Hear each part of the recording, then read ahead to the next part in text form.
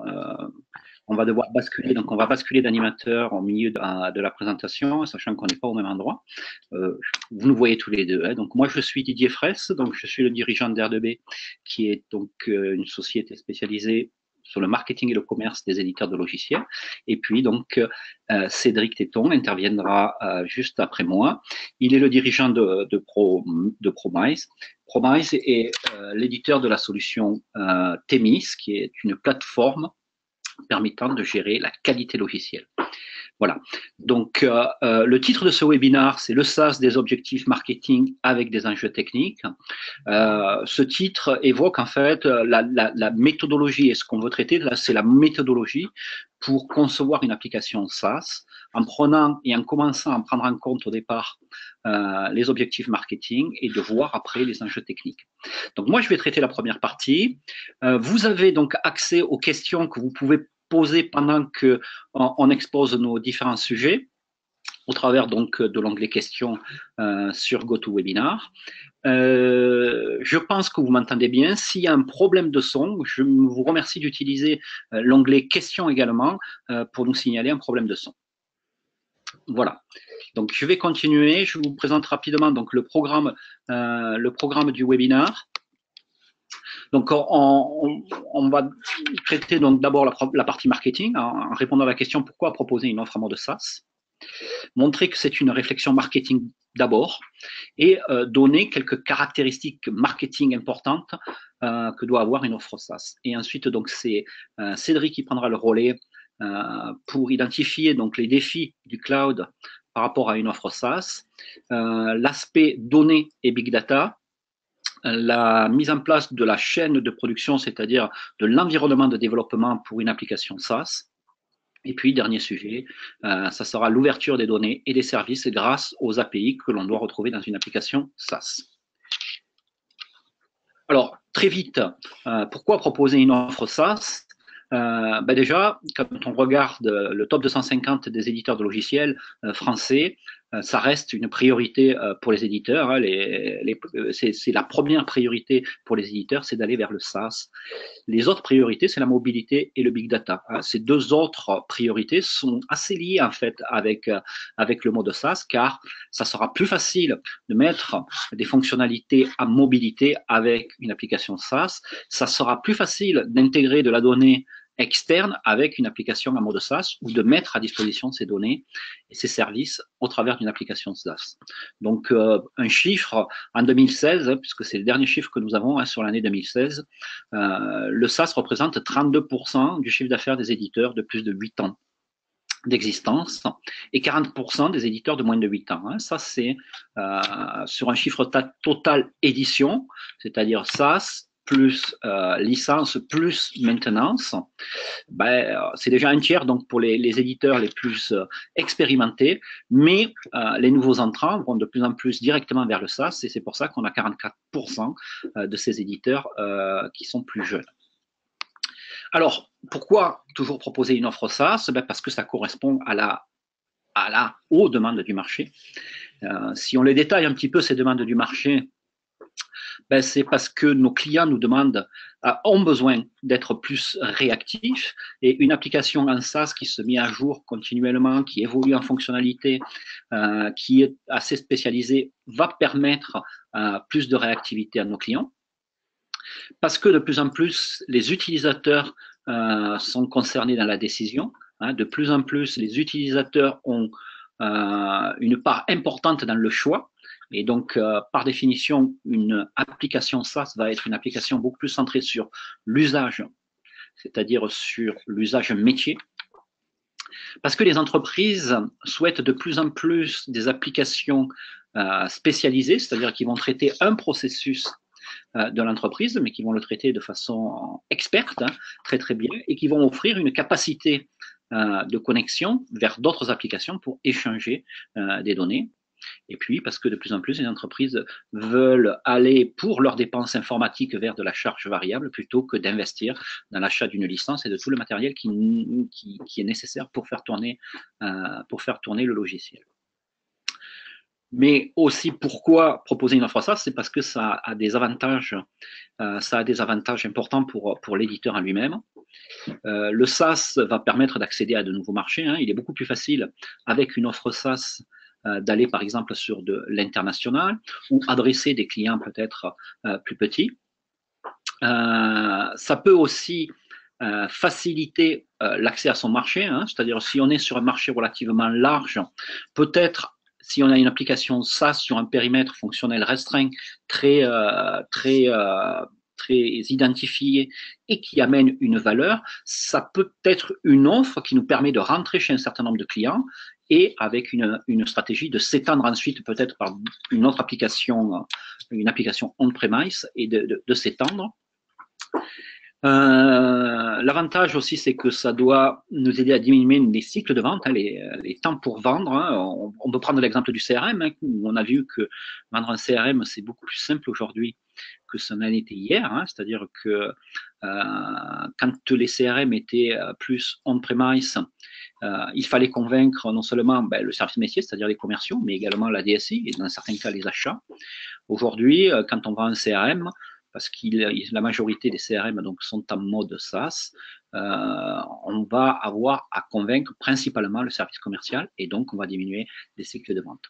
Et puis, notre avantage, c'est la récurrence de revenus, même s'il y a un inconvénient qui est face à ça, c'est-à-dire qu'on va engranger moins de revenus au départ de la relation avec un client, mais par contre, ça va offrir une certaine récurrence plus importante, et donc ça va donner de la valeur supplémentaire à l'entreprise.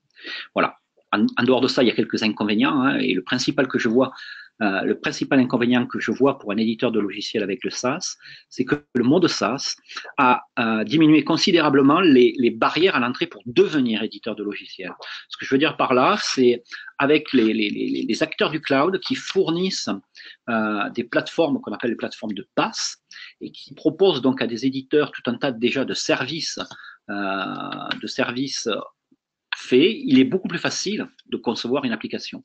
Et donc, ça fait que devenir éditeur de logiciels est beaucoup plus simple aujourd'hui. Les barrières à l'entrée sont beaucoup moins importantes. Et donc, on va avoir, et on a déjà d'ailleurs, de la concurrence qui arrive, des nouveaux entrants qui arrivent de façon importante. Voilà. Tout ça pour en arriver à dire que aller vers le SaaS quand on est un éditeur on-premise, ou aller vers le SaaS quand on est une société de services qui a développé des outils et qui veulent les mettre à disposition de leurs clients ou s'en servir dans leur démarche, c'est d'abord une réflexion marketing qui doit prendre en compte la demande de ses clients, mais qui doit prendre en compte les problèmes qu'on a dans notre commercialisation, dans notre route to market, dans la stratégie. On doit avoir une réflexion qui est double par rapport, à apporter de la valeur donc à nos clients et deux, faciliter notre accès au marché. Voilà. Et ensuite, c'est une réflexion technique. Donc, j'ai schématisé cette démarche et cette méthodologie de réflexion marketing en montrant que quand on est un éditeur on-premise, c'est-à-dire on offre licence, on a un périmètre fonctionnel, on adresse un segment de clients, enfin une cible client avec ça. L'idée d'aller vers le SaaS, c'est non pas de prendre ce que l'on fait en termes de notre offre, sur notre offre licence et de vouloir faire la même chose en offre SaaS pour un segment de clients qui est le même. Non, ce qu'il faut, c'est repartir sur l'expertise que vous avez et les problématiques que vous pouvez rencontrer dans votre commercialisation pour réfléchir à partir de cette expertise à une offre qui va être différente et qui va probablement adresser une cible légèrement différente également. Voilà. Donc la démarche, c'est de pas avoir une vision purement technique de l'évolution vers le SaaS, mais d'avoir une vision plus marketing qui doit démarrer à partir de l'expertise que vous avez. Pour terminer ma partie, quelques caractéristiques marketing importantes pour une offre SaaS. La première, c'est que le SaaS, c'est un abonnement à un service. Ce que je veux dire par là, c'est que dans le SaaS, Software as a Service, la partie la plus importante est la partie service. Et que ce service doit être centré sur l'usage, au niveau du fonctionnel, mais également au niveau du prix. Ce que je veux dire par là, quand je parle au niveau du prix, c'est que l'on doit, dans une offre SaaS, définir des critères de prix qui sont en lien avec l'usage que l'on a et la valeur que le client va en tirer. Voilà. Et ça, c'est vraiment important parce que ce critère de prix est quelque chose qui va faire comprendre à un client quand il va le voir, enfin un prospect en l'occurrence, avant qu'il achète, la valeur de votre offre. Hein. Donc le critère de prix sur une offre SaaS doit être mûrement réfléchi et il faut absolument qu'on arrive à sortir de ce nombre d'utilisateurs. Hein. C'est valable pour certains domaines, comme le CRM, hein, c'est valable, mais je pense que sur d'autres domaines, c'est quelque chose qu'il faut réfléchir et essayer de trouver des critères de prix qui matérialisent la valeur de votre offre. Donc ça, c'est le premier point qui est vraiment important. Et je reviens sur ce service. Hein. Donc, ce qui est important, c'est que dans cette offre SaaS qui est un abonnement, le client doit percevoir la valeur de ce service dans le temps, hein, et pas simplement au départ. Ça va au départ nous simplifier l'exécution d'un process. Et que cette perception de service dans le temps doit aller au-delà du simple service d'hébergement, d'évolution de l'application et de support.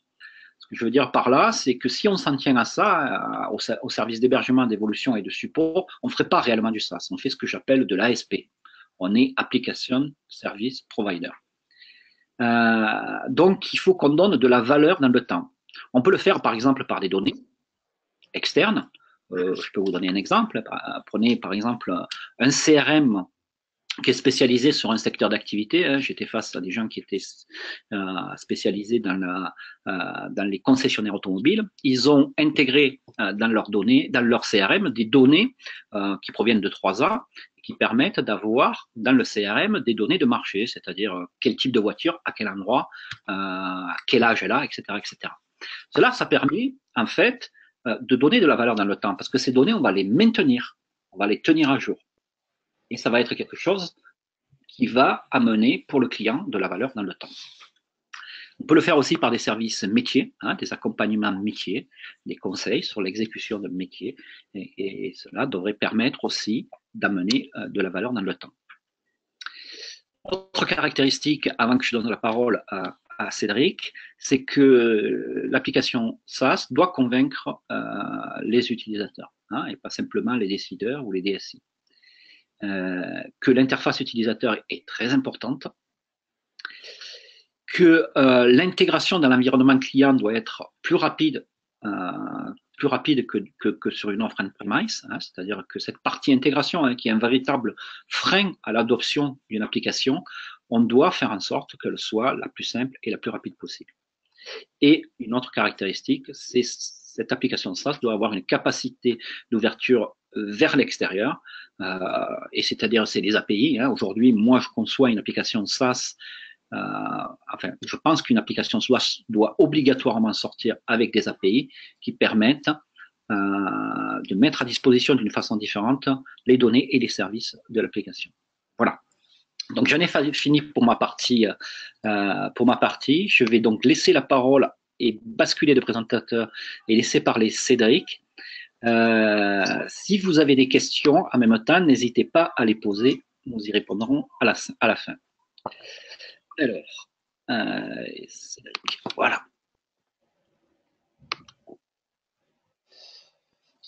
Cédric, à toi la parole. Oui, merci. Il faut que tu mettes la présentation. Voilà. Ouais, c'est bon? Super. Donc sur le programme vraiment de la formation, ça va se diviser en fait, donc c'est en 2 jours, hein, donc ça se divise en fait en 4 demi-journées, donc chacune avec une thématique bien précise. Tout d'abord, la première partie va traiter du cloud computing avec l'idée derrière qu'on va bâtir une application en mode software as a service. Et donc finalement, qu'est-ce qu'on va voir dans cette demi-journée? En fait, on va reprendre surtout pour commencer les bases, je dirais, du cloud computing, pour comprendre finalement les avantages, pourquoi il y a tant d'engouement vers le cloud et quels sont les avantages qu'on en tire. Et mettre ça finalement en opposition avec une approche plus traditionnelle où notre application est déployée chez chacun de nos clients, etc.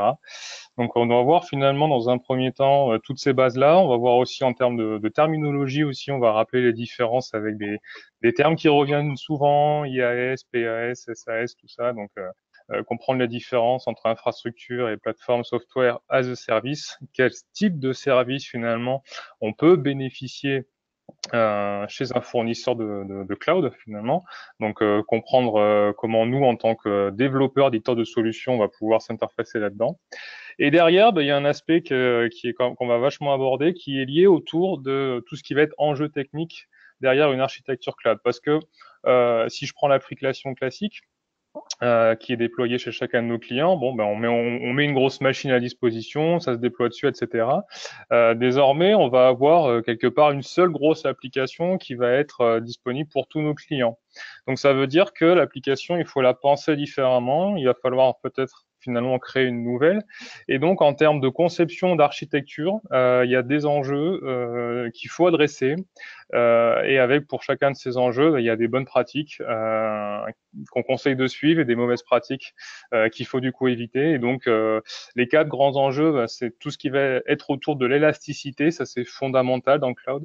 Parce que finalement, aujourd'hui, quand on n'a qu'une grosse application qui est disponible pour tout le monde, ce qu'on a envie, c'est d'allouer de la ressource dynamiquement en fonction, je dirais, du trafic de l'utilisation. Si on a peu d'utilisateurs, on va diminuer le nombre de ressources qu'on consomme. Au contraire, s'il y a beaucoup de trafic, on va l'augmenter. Voilà. Donc, ce côté passage à l'échelle et élasticité, c'est fondamental. La disponibilité, forcément, on a envie désormais d'avoir une application disponible 24/24, 7 jours sur 7. Donc ça, c'est pareil, il faut prévoir ça en amont. La qualité de service, ça aussi c'est important, notamment parce que souvent avec le SaaS, on en profite pour développer des applications mobiles, ce genre de choses. Donc il faut pouvoir garantir une qualité de service à tous les utilisateurs, quelle que soit la façon dont ils accèdent à l'application. Et derrière aussi, concevoir l'application pour maîtriser les coûts d'infrastructure, se dire mon application, je vais la déployer dans un environnement qui coûte de l'argent forcément, et donc il faut regarder comment on peut la designer d'une certaine façon, voilà, pour que derrière on optimise nos coûts. Donc tout ça associé, comme je dis, à des bonnes pratiques et des mauvaises pratiques à éviter. Donc ça, on le verra ça sur cette demi-journée. Et puis on parlera aussi des différents cloud providers, donc ces fournisseurs de solutions dédiés au cloud pour les éditeurs de logiciels. Voilà, sur quel type de service existe. C'est pas seulement des machines sur lesquelles on va pouvoir exécuter des choses. Il y a beaucoup de services qui sont utiles, voilà, pour différents cas. Et donc on passera en revue aussi ces différents fournisseurs, comme Amazon Web Services, Google Cloud, ce genre de choses. La deuxième partie de la formation va être dédiée donc au big data.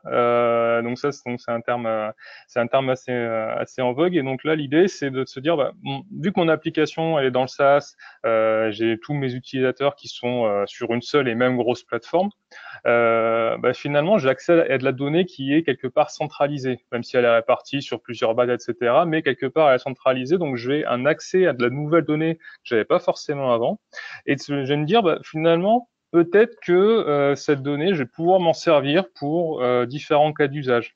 Optimiser les fonctions de mon logiciel, savoir qu'est-ce qui est utilisé ou pas, renforcer l'expérience utilisateur, mieux comprendre les parcours, comment mon application est utilisée, à quel moment, etc. Donc pour renforcer là ce côté vraiment expérience utilisateur, et peut-être derrière se dire je vais proposer de nouveaux services parce que j'ai accès à de la donnée nouvelle, et peut-être qu'à partir de ça, je peux par différents processus, différents moyens, proposer un nouveau service. Voilà, ce genre de choses. Tout ce qui va être recommandations personnalisées qu'on trouve beaucoup dans des outils, voilà, comme Facebook, Spotify, Netflix. Derrière, il y a du big data, il y a ce genre de choses. Et donc finalement, ce qui caractérise le big data, c'est qu'il y a beaucoup de données, d'accord. Donc c'est les fameux 3V, volume, variété et vélocité. Donc il y a énormément de données, donc il faut savoir les trier. Ces données, il faut pouvoir trouver un juste milieu aussi entre le temps réel et le temps de calcul différé au moment où on processe l'information. Donc ça, c'est ce qu'on appelle la vélocité de la donnée, et il y a la variété de la donnée. Donc ça, c'est tout ce qui va être hétérogénéité. On traite à la fois des images, du texte, des chiffres. Donc finalement, il y a tous ces challenges à relever quand on fait du big data. Derrière, il faut se dire, on va mettre en place une chaîne de transformation de la donnée, parce que c'est bien joli de récolter de la donnée. De la donnée, ça peut être tout et n'importe quoi, des chiffres, des lettres, ce qu'on veut. Mais derrière, ce qu'on veut, c'est produire une information et en tirer une connaissance. D'accord? Un exemple très simple, une donnée, c'est c'est une chaîne de caractères. Une information, ça va être un tweet tel jour, telle heure. Ma connaissance, ça va être telle personne est satisfaite de mon service par rapport au message qu'elle écrit. Voilà. Donc la connaissance, c'est la finalité de ce qu'on essaye d'extraire par rapport à cette masse de données, et on va comprendre un petit peu ce que c'est de mettre en place voilà un processus de transformation de la donnée pour arriver à de la connaissance, et quel type de techniques aujourd'hui existent. Alors il y a des choses voilà qui peuvent faire un peu peur, machine learning, réseau de neurones.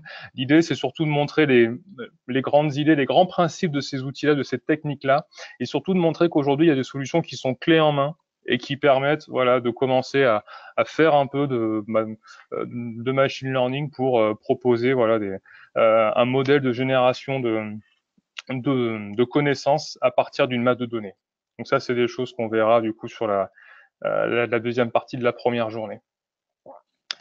Ensuite, on va aborder troisième partie, la chaîne de production logicielle pour le cloud. Donc là, quel est le contexte? Souvent, quand on a une application qui est en mode on-premise, auto-hébergé, on définit à l'avance souvent des cycles de release. On va dire, on sort une mise à jour tous les mois, tous les trimestres, tous les semestres, ce genre de choses.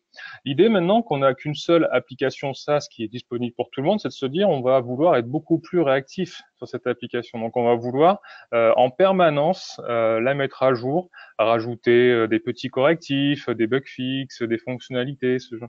Mais tout ça dans un processus beaucoup plus continu, beaucoup plus fluide.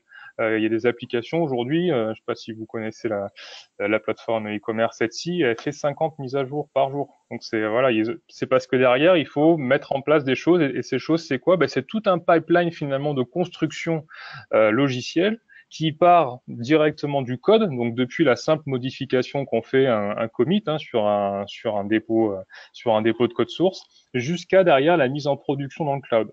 Et donc là, en fait, on va voir qu'il y a différentes étapes de ce pipeline. Donc à partir du moment où je récupère le code, où je vais ensuite éventuellement le tester, le packager, etc. Et donc toutes ces étapes-là, c'est bien connu sous des termes qui reviennent assez souvent, donc qui s'appellent intégration continue, livraison continue, déploiement continu. Et donc l'idée, c'est dans cette formation sur cette partie-là, c'est de comprendre finalement les objectifs de mettre en place cette chaîne de production, ces différentes étapes, et aussi avec quel outil derrière. Voilà, donc ça, c'est des choses sur lesquelles on va assez insister. Et derrière, on va parler aussi, pour finir, de la démarche DevOps. Donc ça, c'est un terme aussi qui revient assez souvent ces dernières années. En fait, l'idée générale, c'est de rapprocher des problématiques de développement et de production. Habituellement, en fait, un des problèmes qu'on a constaté, c'est que les personnes qui implémentaient des fonctionnalités dans le logiciel étaient des développeurs qui ont pas forcément une connaissance très fine de l'environnement de production. Et en fait, quand on implémente une fonctionnalité, quand on fait des choix, quand on prend des décisions, si on n'a pas une connaissance finalement des problématiques de l'environnement d'exécution, donc ici du cloud, on peut avoir des mauvaises surprises. Et donc en fait, cet état d'esprit, c'est de se dire, je vais rapprocher les gens qui maintiennent l'application dans le cloud de façon donc opérationnelle, avec les gens qui sont chargés d'aller implémenter dans le code les petites fonctionnalités au quotidien, etc., pour que finalement les deux équipes, les deux problématiques communiquent mieux et plus. Voilà. Et donc finalement, on va voir que ça s'est permis notamment par des outils derrière, voilà, qui permettent de reproduire facilement des environnements similaires entre la production et ce que peuvent avoir chez eux les développeurs. Voilà, donc l'idée vraiment, c'est d'automatiser au maximum notre chaîne de production logicielle pour pouvoir avoir quelque chose qui soit fluide et presque en un clic appliqué, voilà, en continu des mises à jour dans le cloud. Donc là, on va voir finalement, c'est toujours pareil, hein, on va voir finalement qu'est-ce qu'on peut faire, on va dire presque de mieux. On va aller on va prendre des exemples des cas concrets. Et après, l'enjeu sera de se dire par quoi je peux commencer et jusqu'où je suis capable d'aller. Et on terminera donc cette formation par une partie sur l'ouverture des données. Donc ça, c'est important de se dire que votre application, quand on l'a choisie, il faut se dire que vos clients vont penser à l'intégrer avec un écosystème d'autres applications. Typiquement, si demain, moi, j'achète un outil qui me sert à gérer des contacts, J'ai envie que ça s'interface facilement avec mon CRM, avec mon outil qui fait de l'envoi d'emailing, ce genre de choses. Et donc, il faut pouvoir échanger, communiquer de la donnée. Et donc, désormais, faut avoir le point de vue. Mon logiciel, je vais plutôt recentrer sa valeur autour de la donnée qu'elle produit, autour des services qu'elle propose, plutôt que vraiment sur l'outil même. Et donc, là, je vais me poser une question, c'est comment je peux ouvrir ces données facilement, que ce soit pour vos clients, pour qu'ils accèdent différemment à la donnée, mais surtout aussi les premiers utilisateurs de cette donnée, c'est vous. Si jamais vous déployez, vous voulez développer voilà de nouveaux produits qui puissent s'interfacer facilement entre eux, ben, il faut pouvoir que cet interfaçage soit le plus simple possible. Et donc, pour répondre à cet enjeu, on va parler beaucoup de ce qu'on appelle des API, donc des Application Programming Interface, qui sont un moyen finalement d'accéder de façon programmatique à de la donnée, sans aller interroger une base de données, sans écrire des requêtes compliquées, etc. On va voir que c'est une façon de proposer, de mettre à disposition de la donnée pour pouvoir l'exploiter, la réutiliser et proposer derrière de nouveaux services. Donc, on va voir en fait dans cette partie comment on implémente une API, notamment avec un style d'architecture qui s'appelle REST, qui est aujourd'hui l'architecture, je dirais, la plus répandue quand on implémente ce genre d'API. Et on va voir finalement quelles sont les composantes d'architecture d'une API. Voilà, donc on va parler, donc si je résume, de cloud, architecture d'une application SaaS, les enjeux du big data, qu'est-ce que c'est le big data, qu'est-ce que je peux faire pour valoriser ma donnée, comment je peux optimiser ma chaîne de production pour mettre à jour plus souvent, et comment je peux ouvrir mes données, voilà, pour imaginer de nouveaux services. Voilà, pour la présentation macro de la formation. Je te redonne la main indiquée.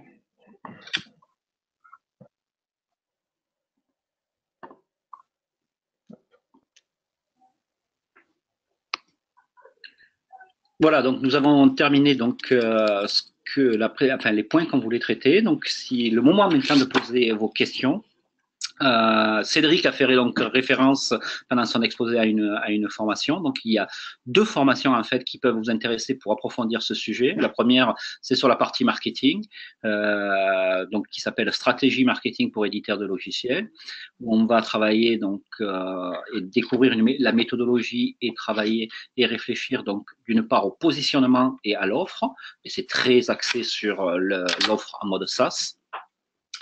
Et puis, d'autre part, donc la formation enjeux techniques des éditeurs qui est commercialisée par R2B, mais qui est exécutée par Promise, enfin qui est délivrée par Promise et en particulier donc par Cédric que vous venez de voir et qu'il a décrite donc pendant son exposé. Donc cette formation couvre ces quatre enjeux principaux techniques qui viennent d'être exposés. Est-ce que vous avez des questions ? Donc, ces deux formations sont délivrées, sont des deux formations de 2 journées chacune. Elles sont délivrées dans les principales villes de France. Et autre remarque importante qui a vraiment son importance, c'est que ces deux formations sont prises en charge à 100% par le FAFIEC au titre des actions collectives. Ça fait partie de l'action collective métier des éditeurs de logiciels. Ces deux formations font partie de l'action collective métier des éditeurs de logiciels. Et vous avez, pour la démarche d'inscription, vous avez juste à faire la demande de prise en charge sur la plateforme FAFIEC. Et si vous êtes adhérent FAFIEC, bien sûr, la prise en charge se fait en l'espace de 24 heures maintenant. Enfin, l'accord de prise en charge est délivré en 24 heures maintenant. Et elles sont donc financées à 100%. Pas de questions?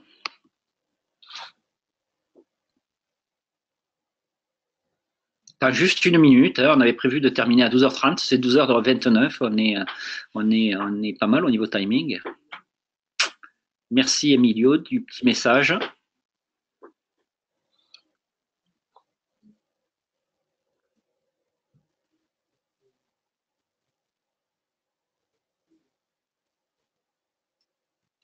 Écoutez, s'il n'y a pas de questions, nous allons clôturer. Nous vous souhaitons un excellent appétit et à très bientôt sur un autre webinaire ou à l'occasion d'une formation. Bon après-midi. À bientôt.